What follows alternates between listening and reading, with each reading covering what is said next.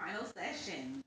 This session's on procrastination. But before we get started on procrastination, we're going to recap from our last 2 weeks the introduction to time management, finding what works for us, and time wasters.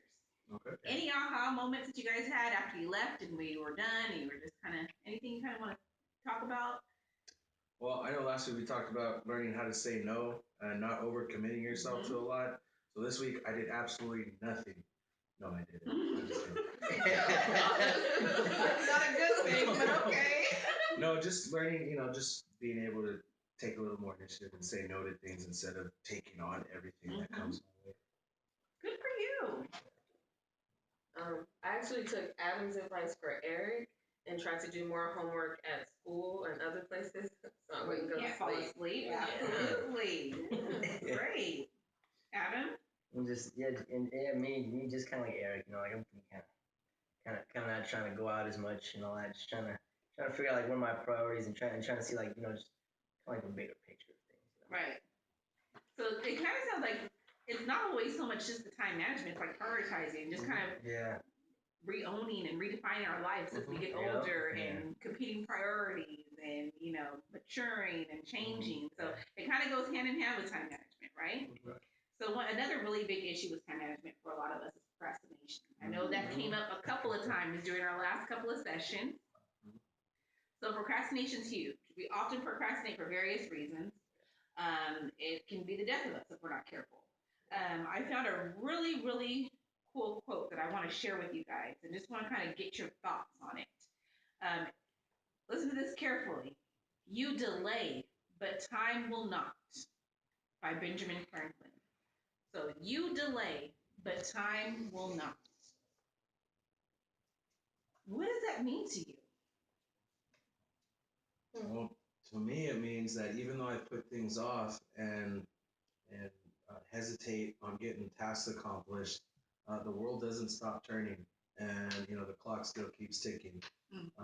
Every moment of downtime is a moment that's just passing me by. So just trying to know that and be aware of that at all times. Right. And when you're aware of it, it helps me realize that it makes you feel like I can't just waste time like you're doing, like you're not accomplishing anything.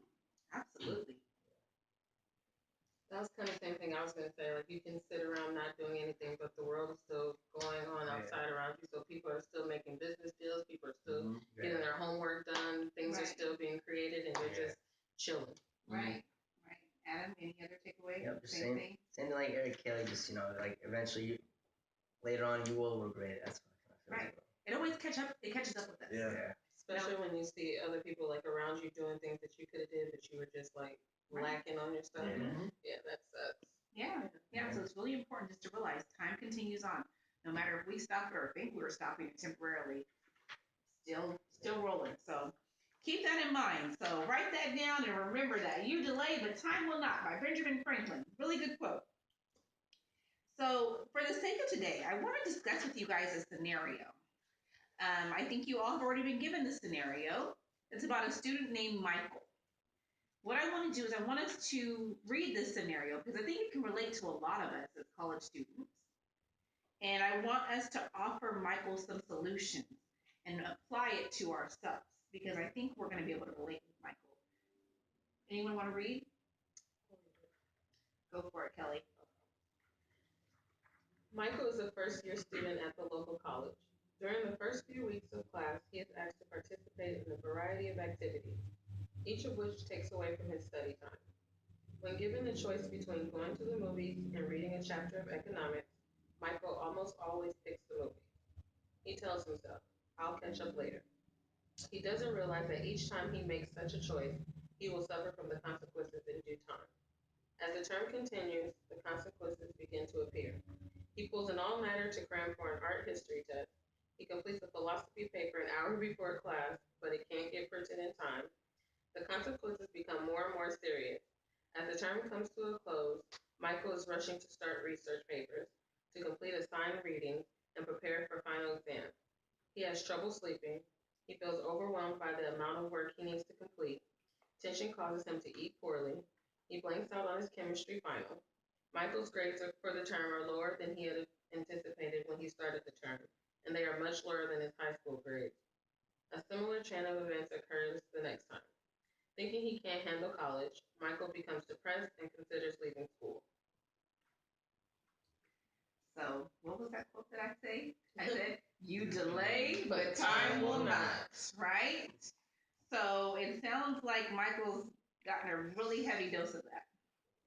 What kind of solutions can we offer Michael, and in turn offer ourselves, to prevent ourselves from getting stuck in situations like this, where we get so overloaded and heavy, to where we just want to give up, and quit because we feel like we can't carry on? Michael needs to learn how to say no. Saying no. We've talked about that, right? Stop going to the movies. Time wasters. Yes. Right? What else?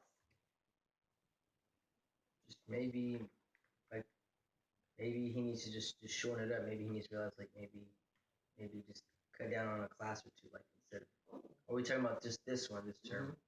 Well, period. I mean, that's true. Yeah. About taking on too much. Yeah. How many times have we seen students or friends or whoever load or enroll in 16 units, 18 units, 20 units? We've seen it firsthand, right? Yeah. And they're stressing out at the end, and it does you no good. You think you can take all of this on just because you want to graduate a semester earlier. I want to transfer a semester earlier. Does it really hurt us to kind of, take our time and pace ourselves and transfer when we can, so that we can do well in the classes that we have, right? So you're right. Yeah, learning how to not taking on too much.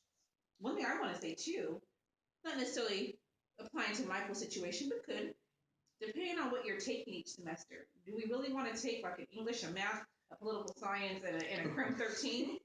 Probably not.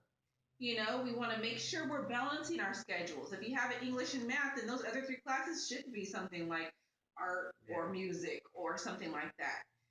Making sure that we're not overloading ourselves once again.